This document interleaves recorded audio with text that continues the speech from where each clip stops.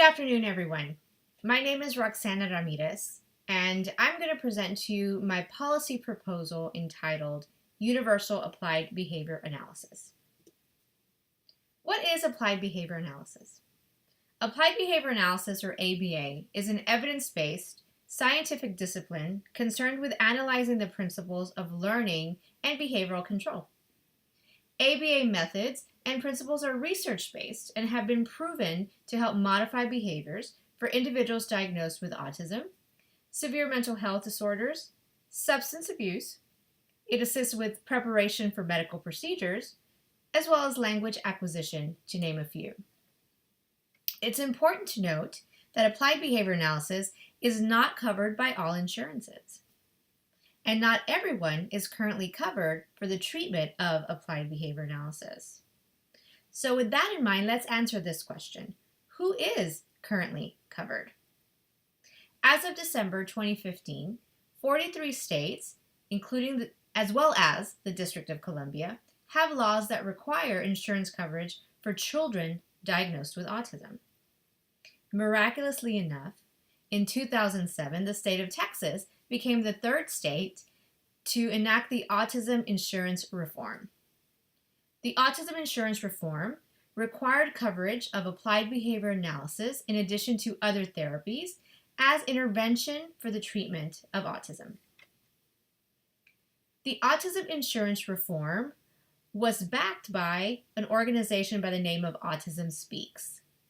Autism Speaks is a national advocacy group that helps to enhance services for individuals diagnosed with autism.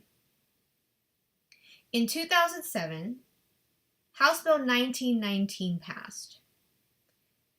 House Bill 1919 included evaluation and assessment services for the specific purpose of diagnosing autism spectrum disorder, applied behavior analysis, behavior training and behavior management, as well as speech therapy, occupational therapy, and physical therapy. As a side note, speech therapy, occupational, and physical therapy are non-research-based intervention methods, whereas applied behavior analysis is. Now, with that passed, there was some excitement in the state of Texas. However, there are some flaws to that House bill.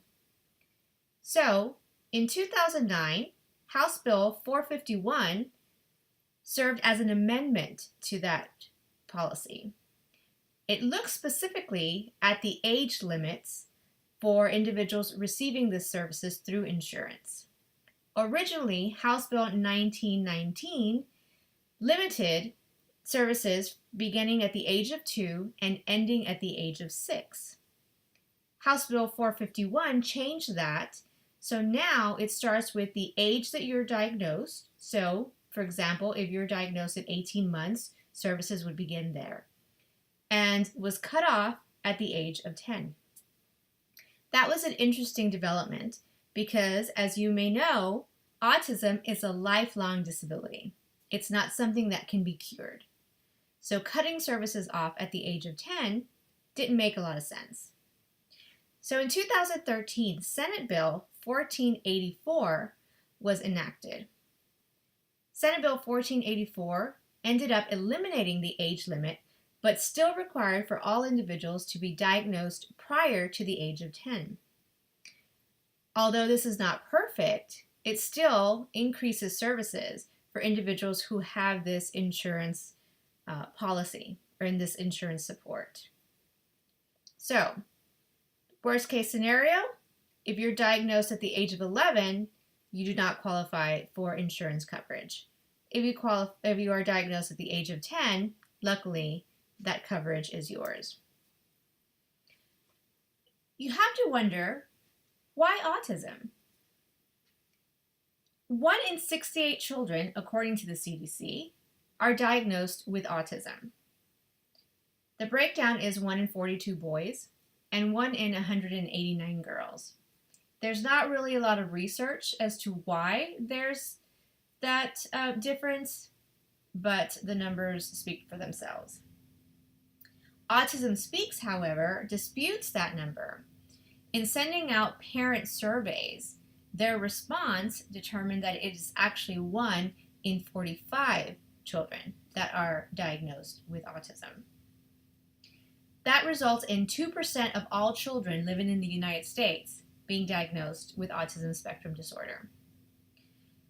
Because there were so many and such ranges in basically the characteristics of autism, originally they developed what's called an umbrella.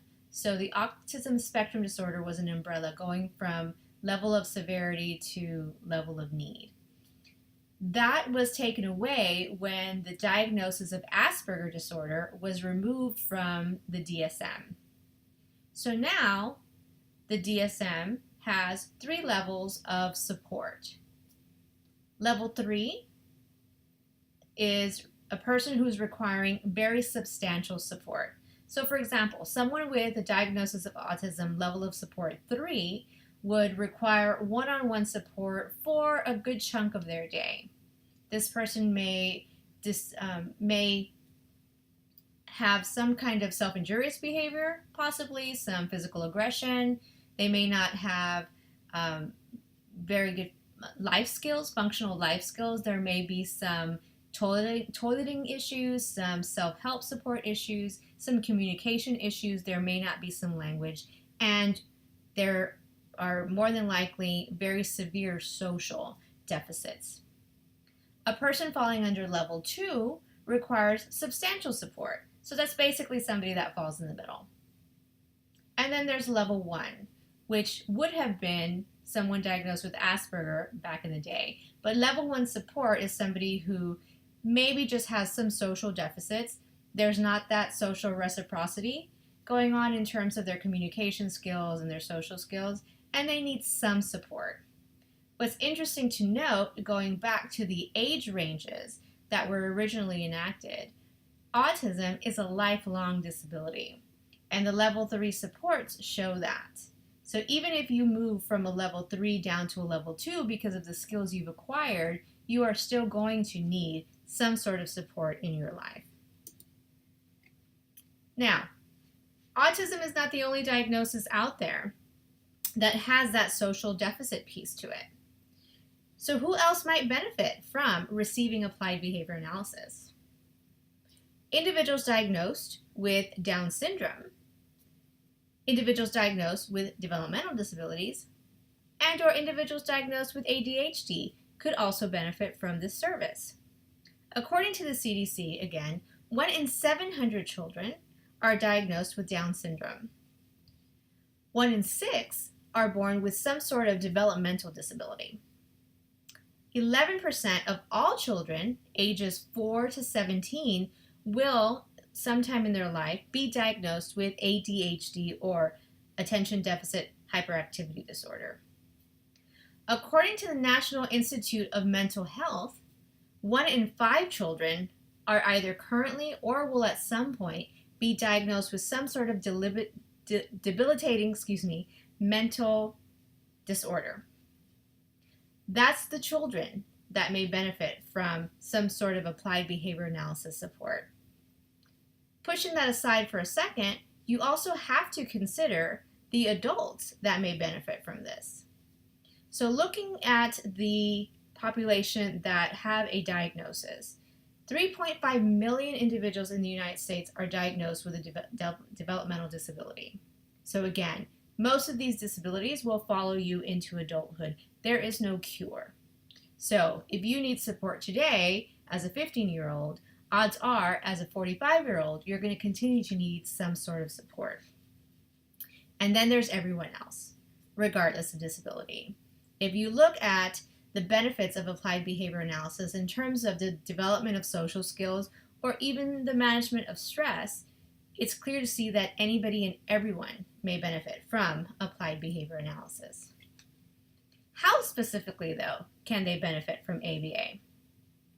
The research shows that ABA assists in the reduction of maladaptive or disruptive behaviors, physical aggression, self-injurious behavior, inappropriate use of language, inappropriate expression of frustration, things of that nature. Stereotypical behaviors such as flapping, things like that. social skills development, weight management, stress management, and conflict resolution.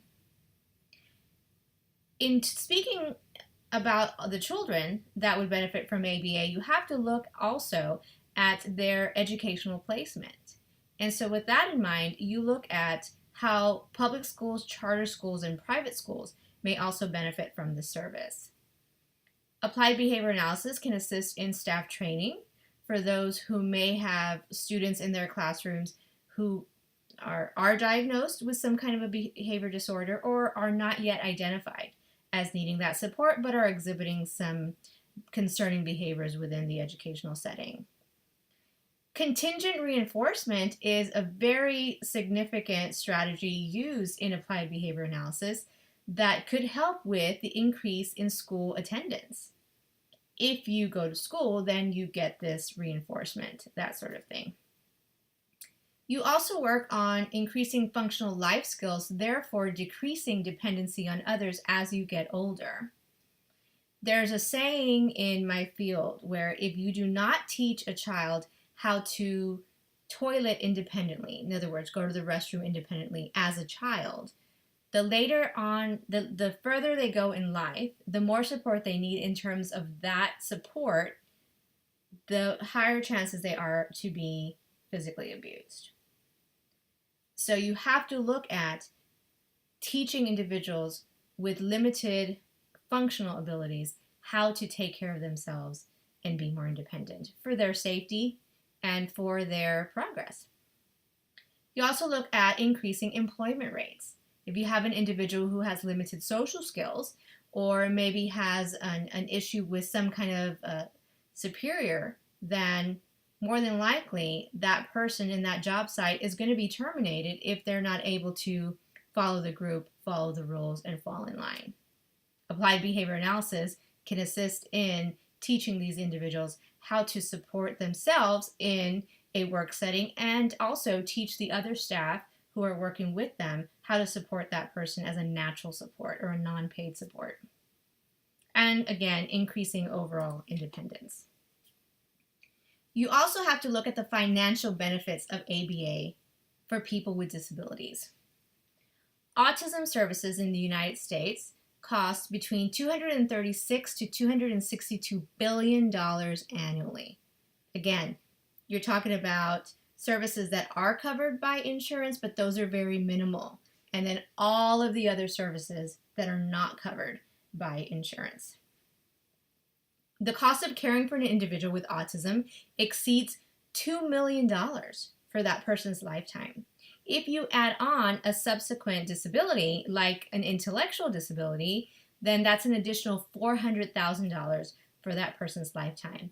If you are a person in the state of Texas who is receiving Medicaid support or Medicaid funding, you do not qualify for applied behavior analysis because Texas opted out of the Medicaid expansion. So you would be expected to pay these costs out of pocket if you could afford them. Adding this support to other diagnoses with different disabilities can also help to minimize the long-term support that these individuals may need. Help them to live more independently is obviously the goal. More people can access service if they're covered by insurance. And that is the key to my policy proposal. So instead of focusing on the federal level, my plan is to focus in the state of Texas. Because we had that wonderful enactment of the original House bill, I want to piggyback on that and subsequently piggyback on the most recent amendment, which would be Senate Bill 1484. By piggybacking and using the same language that's already in the bill, what I would do is add on some of the other disabilities that may benefit from this service. I would start out with requesting the service for children only, and then eventually build on from there. But I have to start somewhere, and that's where I would begin. The disabilities that I would tack on would be developmental disabilities, which could include or do include intellectual disabilities. an intellectual disability used to be called mental retardation, but we don't call it that anymore. So an intellectual disability. ADHD, Down syndrome, and then I would concentrate on the most common mental health disorders in children. That list includes anxiety disorders, disruptive behavior disorders, eating disorders, elimination disorders such as incontinence, affective mood disorders, schizophrenia, and tic disorders.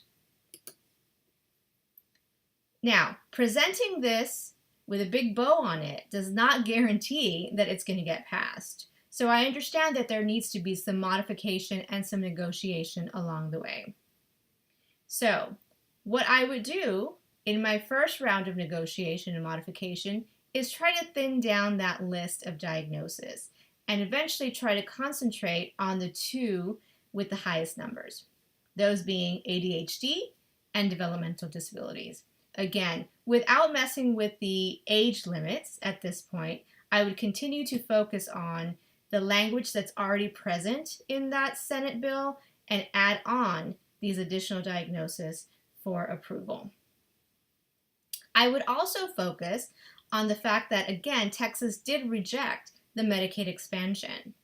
And so by adding this to your general insurance reform, we would not be advocating for the Medicaid expansion to be approved, even though in the long run that would be better for Texans across the board. I would also present it as an alternative to Trump Care, which has been in the news lately, and hopefully by the time you're listening to this presentation has been voted against. So those are my points that I'm open to negotiating and modifying my bill. In closing, I'd like to emphasize the importance of social skills development, applied behavior analysis across the board. Although my presentation focuses on children with tiny bits sprinkled in here about adults, it's important for me to also include that there is a subculture of applied behavior analysis called organizational behavior management. Board certified behavior analysts like myself are now working in big business, in human resources, to try to teach supervisors and those that work or followers how to work together and develop some of those social skills that you need if you're going to be in a community-based employment site. Unfortunately, some of the strategies that I use with my children diagnosed with autism or other developmental disabilities, I am now finding I need to use with some of my employees and some of my parents as well. So these strategies can be used anywhere and everywhere. It's really about how these individuals can access it, which I feel is the important piece of my bill proposal. So I apologize for not being there in person today. I'm at a conference learning more about ABA. But if you have any questions, please feel free to email me at my email address that's listed on the PowerPoint, or call me if you have my number. I'll be more than happy to answer any questions you might have. Thank you guys for allowing me to present through video today, and have a good day.